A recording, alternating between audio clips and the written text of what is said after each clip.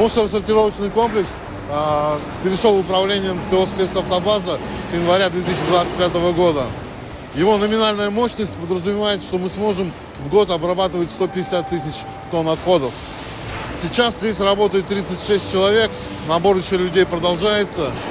Процесс заключается в том, что на этом этапе мы должны отобрать те виды отходов, то вторсырье, которые в дальнейшем сможем переработать.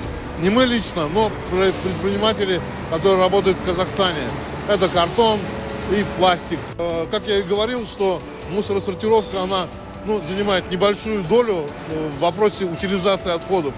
Вообще наше желание, конечно же, чтобы полигон как таковой уже перестал существовать.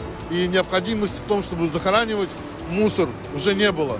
Поэтому у нас в планах в этот год установить линию, дополнительный участок, где будут перерабатываться органические отходы в грунт. На этом этапе мы способны обрабатывать 100 тонн, 20 мусоровозов, это 100 тонн мусора в день.